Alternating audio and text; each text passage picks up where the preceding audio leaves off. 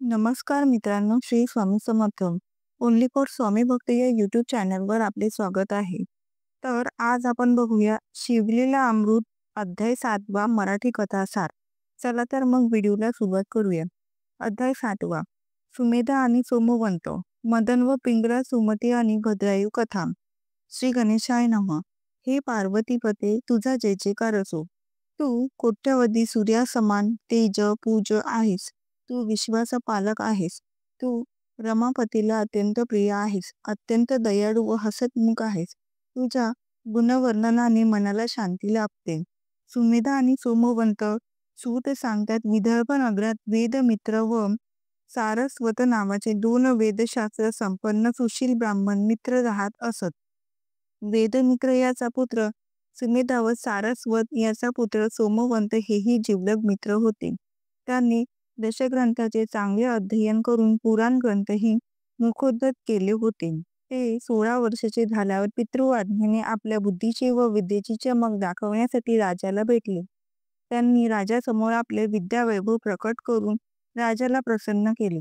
पारितोषिक देण्याआधी राजाने त्या दोघांची एक विचित्र परीक्षा घेण्याचे ठरवून त्या दोघांना पती पत्नी बनून श्रीमंतिनीकडे जाण्यास सांगितले. ती परम शिवभक्त असल्याचे सांगून तिने, जर तुमचे मूळ रूप ओळखले नाही तर ती तुमचा सन्मान करून जी वस्त्रभूषणे तुम्हाला देईल ती मला आणून दाखवा. मग मी तुम्हाला खरोखरच चतुर व विद्वान समजेन आणि मीही तुम्हाला भरपूर द्रव्य देईन, असे सांगितले. ते ऐकून दोघेही ब्राह्मण कुमार विचारात पडले व त्यांनी राजाला ते कृत्य करण्यास नकार दिला. ते राजाला म्हणाले, महाराज, हे तर मोठेच निघ्य कर्म आहे. आम्ही हे कधीच करणार नाही.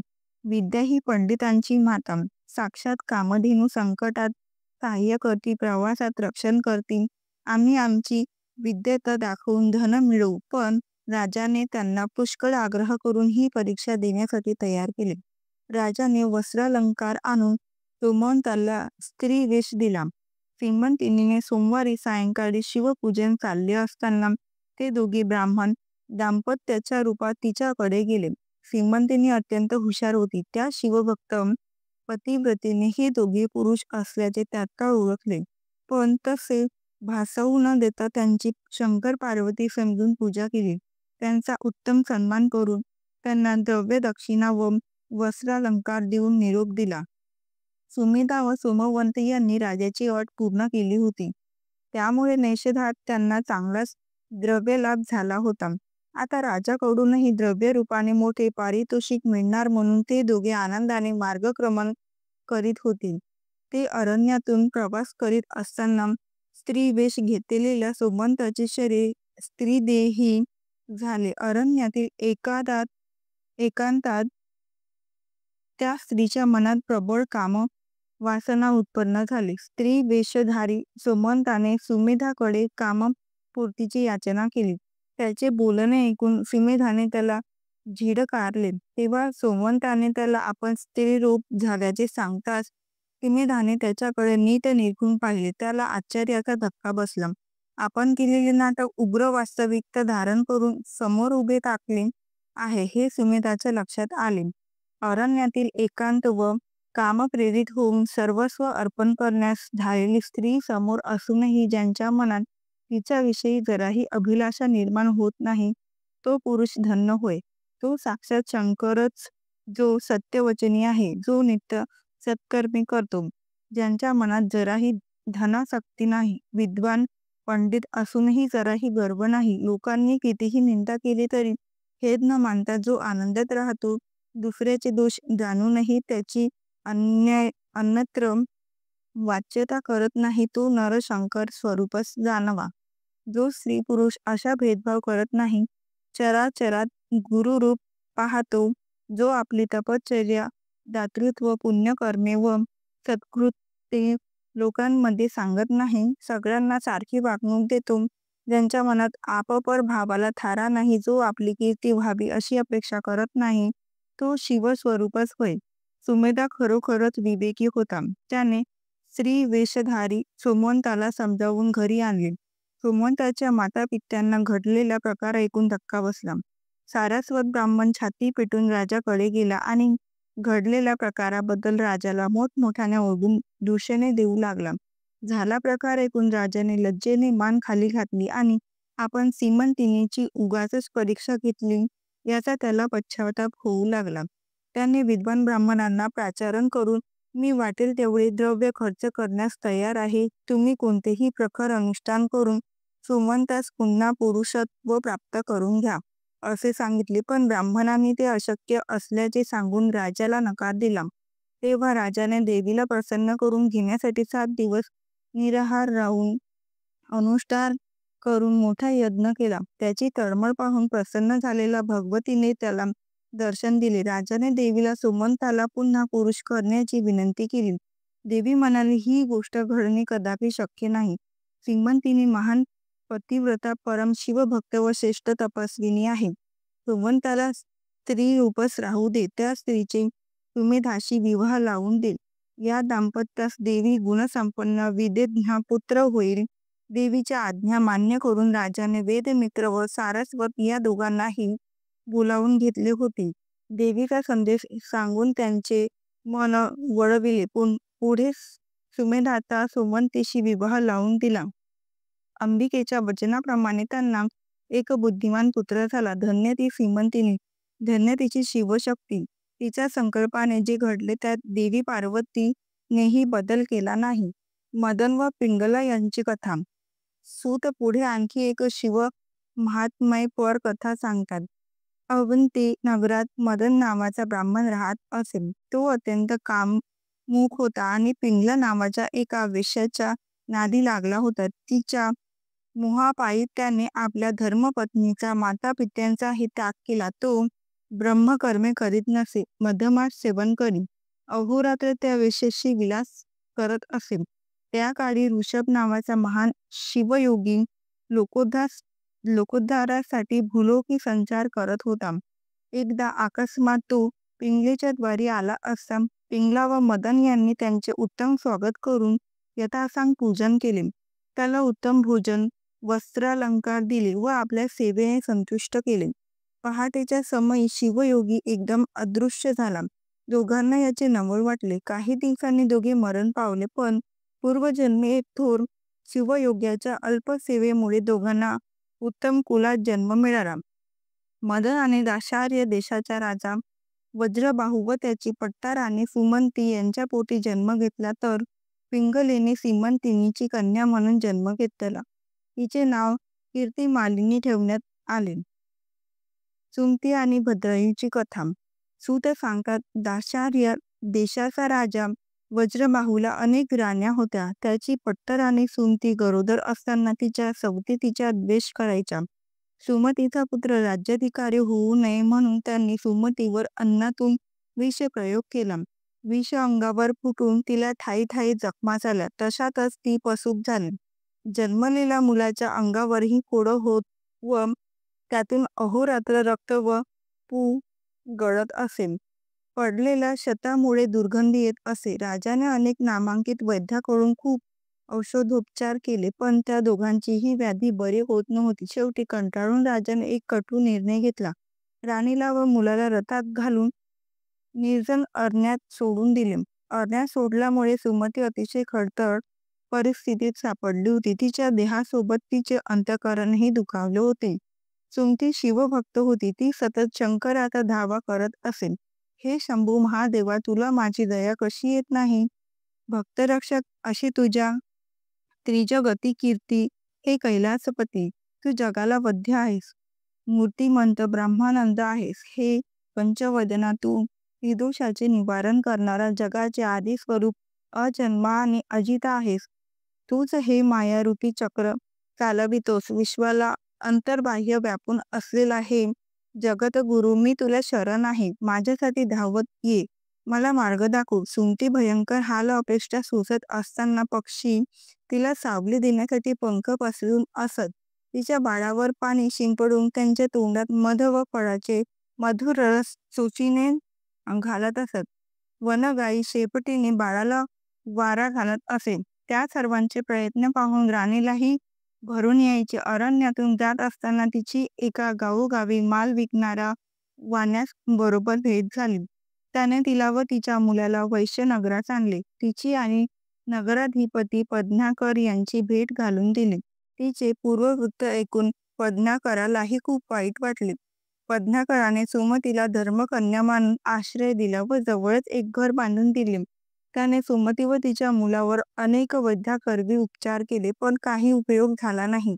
शेवटी निराश सुमतीने शंकरावर आपला भार सोडला. पुढे काही दिवस लोटल्यावर सुमतीचा मुलगा मरण पावला. तो तिच्या जगण्याचा एकमात्र दिलासा होता. तिच्या शोकाला पारावर उरला नाही तेव्हा तिने ऋषभ या महान शिवयोग्याचे आगमन झाले. त्याही परिस्थितीत पद्माकराने त्याचे स्वागत करून पूजा केली. ऋषभाने सुमतीला विरक्तीपर उपदेश केला. ऋषभ म्हणाला, सुमती, रडून रडून एवढा शोक करण्यास कशासाठी करीत आहेस? तुझे पूर्वजन्मीचे माता पिता, आप्तपती, पुत्र हे सर्व आज कुठे आहेत सांगशील? 84 लक्षयोगी फिरत आलीस, तेथील तुझे सगळे सोयरे कुठून आले? कुठे गेले तेही सांग. पुढे जन्म मरण्याचे असे किती फेरे घालायचे आहेत याचा कधीतरी विचार केला आहेस का? आत्मा हाच अमर आहे, नित्य व शाश्वत आहे. शरीर क्षणभंगुर आहे, नाशवंत आहे. अंग पाण्यावर तरंग उठतात आणि विरून जातात. मृग जड ही दिसते, पण या गोष्टी जशा मिथ्या आहेत तशी शरीरही मिथ्या. चैतन्य अडून तयार झालेली एक लाट, तिचा शोक कशासाठी करायचा? या शरीराबद्दल मी काय सांगू? हे तर कष्टरूपी वृक्षाचे उद्यान आहे. मुली गुरुला शरण गेले नाहीत तर प्राण्यांचा उद्धार कसा होणार? म्हणूनच म्हणतो, हा सगळा मायेचा पूर आहे. हे तू लक्षात घे आणि वेळीच सावध हो. या शरीररूपी घराची आसक्ती धरू नकोस. गंगेमध्ये 2 काष्टाने एकत्र यावे, काही काळ जोडीने प्रवाहातून जावे आणि अंती विलग व्हावे. तसेच पती पत्नीचे प्रपंचातील सहजीवन असते. जेवढा ऋणानुबंध तेवढा सहवास. कितीतरी पक्षी झाडावर येऊन बसतात. ऊन लागते म्हणून वाटसरू झाडाच्या सावलीत येतात. आल्या गेल्या पाखरांची व पात्यस्थ्यांची चिंता वृक्ष करतो काम. सगळे सोयरेही तसेच असतात. प्रपंच हा नुसता खेळ आहे. आपण त्याला सत्य मानतो, हेच मोठे अज्ञान. मायामय प्रपंच वृक्षावर जीव आणि शिव हे 2 पक्षी बसलेले आहेत. शिव हा सर्वसाक्षी आहे, नित्य सावध आहे. तो कशातही गुंतत नाही. जीव विषयरूपी फळे खातो आणि त्याला स्वतःचाच विसर पडतो. तो जन्म मरण भोगत राहतो. त्यामध्ये एखाद्या पुण्यवंत जीव सद्गुरूला शरण जातो. तो पुण्यवंताला त्याचे निज स्वरूप दाखवितो. मग तो पुण्यवंत स्वतः शिवस्वरूप होऊन शिवाची भक्ती करतो. हे दिव्य निरूपण ऐकून पद्माकर व सुमतीला धन्य धन्य वाटले. सुमतीने धावत जाऊन शिवयोगी ऋषभाचे पाय धरून त्याला आपल्यावर कृपा करण्याची विनंती केली. ते ऐकून ऋषभाचे मन द्रवले. त्याने सुमतीला शिवाच्या महामृत्युंजय मंत्र सांगितला. महामृत्युंजय जपाने भासलेले भस्म तिच्या सर्वांगाला लागले. त्या भस्माच्या प्रभावाने सुमतीच्या अंगावरील सर्व जखमा बऱ्या होऊन ती तेजस्वी व अप्सरापेक्षाही सुंदर दिसू लागली. तसेच मंत्रोक्त भस्म ऋषभाने तिच्या मृत पुत्राच्या अंगाला लावले. त्यायोगे प्राणसंचार होऊन तोही जिवंत झाला, पूर्ण निरोगी व सुस्वरूप झाला. ते पाहून पद्माकरास धन्य वाटले. गुरुकृपा व गुरुमंत्राने तो प्रभावित झाला. सुमतीने आपल्या मुलाला ऋषभाच्या पायावर घातले आणि हात जोडून म्हणाली, सद्गुरुनाथा, मी माझा जीव तुझ्यावरून ओवाळून टाकला. माझ्या शरीराच्या पादुका करून तुझ्या चरणी घातल्या, तरी तुझे उपकार फिटणार नाहीत. शिवयोगी ऋषभ म्हणाला, मुली, या तुझ्या पुत्राला आयुष्य, आरोग्य, अद्भुत ऐश्वर्य प्राप्त होईल. हा पृथ्वीवर राज्य करेल. मी याचे नाव भद्रायू ठेवीत आहे. हा मोठा होईपर्यंत तू येथेच राहा. मृत्युंजय मंत्राचा श्रद्धेने त्रिकाल जप कर. पण हा राजपुत्र आहे, ही गोष्ट कोठेही प्रकट करू नकोस.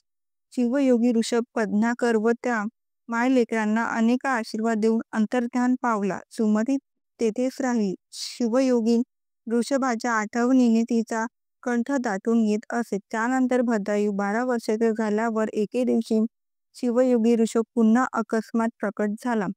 सुमतीने व भद्रायूने धावत जाऊन त्याचे पाय धरले. अश्रूंनी त्याचे चरण धुतले. आदराने घरात नेऊन पूजन करून स्तुती केली. पूर्वीचे उपकार स्मरून कृतज्ञता व्यक्त केली. त्याचा भक्तिभाव पाहून प्रसन्न झालेल्या ऋषभाने भद्रायूला नीती धर्म समजावून सांगितले. ऋषभ म्हणाला, बाळ भद्रायू, वेदशास्त्रे आणि पुराणे ह्यामध्ये धर्म व नीतीविषयक जे नियम सांगितलेले आहेत त्याचे यथायोग्य पालन कर. माता पिता व गुरु यांच्यावर निष्ठा ठेव. सर्व भूतांच्या ठायी व शिवतत्वच आत्मरूपाने विराजमान आहे याचे नित्य स्मरण ठेव. काळ, वेळ आणि आसपास कोण आहे याचे भान ठेवूनच बोल. अतिथी देव, मित्र, स्वामी, वेदविद्या, यज्ञकर्मे, पशु, शेती, विद्या आणि संपत्ती यांच्यावर वारंवार लक्ष घ्यावे. आपली लहान मुले, पत्नी, शत्रू, दास, घरातील घटना व प्रसंग, आजारपण यांची कधीच उपेक्षा करू नये. लोकांच्या कल्याणाची इच्छा धरावी. कोणत्याही प्रकारची परपीडा करू नये. परस्त्री व परद्रव्य यांची अभिलाषा करू नये. स्नान, जप, अध्ययन, होम, गृह, ब्राह्मणांची सेवा, श्रवण, मनन, निज ध्यास ह्या गोष्टी आळस न करता तत्परतेने कराव्यात. श्रम, भोजन आणि निद्रा ह्या गोष्टी प्रमाणात असाव्यात. दान आणि सत्कर्म, अभ्यास व श्रवण ह्यात कधीच आळस करू नये. धर्मी पत्नीवर प्रेम करावे. परस्त्रीविषयी आदर व सद्भावना ठेवावी. शत्रूविषयी क्रोध, साधुजनांविषयी नम्रता, ज्येष्ठजनांविषयी मदम, संत व भक्त ह्यांविषयी विनय, संसारात सत्रस्त करणाऱ्या दुर्जनाविषयी मत्सर व दंभ आणि सर्वसामान्य लोकांविषयी हितभावना धरावी. शंकराचे नित्य ध्यान करावे. त्याने हलाहल प्राशन करून जगाला संकटातून सोडविले. त्याच्याप्रमाणे आपले जीवन लोककल्याणासाठी कसे उपयोगी पडेल याचा विचार करावा. दीन, अनाथ व अज्ञानी जनांना मदत करावी. आपले धन, आयुष्य, गृह, कलह, मैथुन, औषध, मंत्र, विद्या, गुरुमंत्र, दिलेले दान, आपला मान व झालेला अपमान याविषयी कुठेही वाच्यता करू नये. निंदा करणारे, शिवभक्तीस विरोध करणारे, मद्यपी, कृतज्ञ, धर्मभ्रष्ट यांचे दर्शन करू नये. बंधू, सोयरे, स्वजन यांच्याशी तेवढा संबंध ठेवावा. शिवभक्ताने आपल्या मस्तकी, कंठीत, दंडात व मनगटात रुद्राक्ष धारण करावे. शिवपूजन प्राणांतही सोडू नये. नेहमी शिव कवच म्हणावे. मृत्युंजय मंत्राचे सामर्थ्य फार मोठे आहे. या मंत्राचा निष्ठेने नित्य पठण केल्यास अपमृत्यू येत नाही. मृत्यूभय नाहीसे होतील. सोमवार, प्रदोष, शिवरात्र या व्रताचे श्रद्धेने विधियुक्त आचरण करावे. शास्त्राला प्रमाण मानून सप्तरात्री दान दिल्याने ऐश्वर वाढते. सुंदर पत्नी, उत्तम व रसाळ वाणी, उत्तम चारित्र्य व औदार्यायी सद्गुण असणाऱ्यांचे जीवन सफल होईल. स्पष्ट व खरे बोलणे हेच वाणीचे व्रत होय. संकट काळी धैर्य धरावे. युद्धात पराक्रम करावा. याचकांना बिनमुख पाठवू नये. जेथे शिवलिंगाचे पूजन होत नाही तेथे मुद्दाम जाऊन पूजन करावे. जो दुसऱ्यांचे कर्तृत्व पाहून सर पडत नाही, दुसऱ्यांच्याच आनंदात मनपूर्वक सहभागी होतो, जो सर्वांचे हित चिंतित, तोच खरा शिवभक्त. पृथ्वीवर खरी चारक मोठी रत्न आहेत: अन्न, पाणी, सुभाषिते व औदार्य. कोणाच्या वर्मावर बोट ठेवून त्याला अपमानित करू नये. साधू संतांचे आशीर्वाद घ्यावे. शिवकृपेने भोग्योदय झाला तरी स्वधर्म सोडू नये. गुरु आणि शंकर हे एकरूपच आहेत. त्यांच्यात कधीही भेदभाव करू नये. कुल, शील, विद्या, धन, राज्य, तपस, रूप आणि यौवन ह्या 8 गोष्टींचा फार लवकरच गर्व होतो, म्हणून सावध राहावे. सौंदर्याने मनुष्य शोभून दिसतो. त्याने सद्गुणरूपी अलंकार धारण केले असतील तर ते सौंदर्य खुलते.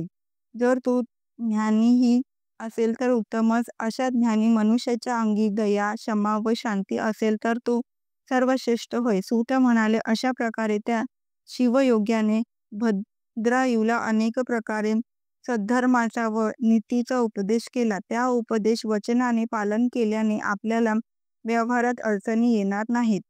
कवी म्हणतो, हा 7वा अध्याय म्हणजे कैलास पर्वत्यावर कुमारम वास करतो याचे पारायण हीच गिरीप्रदक्षिणा ती करणाऱ्या सद्भक्तांना निर्दोष यश मिळतील.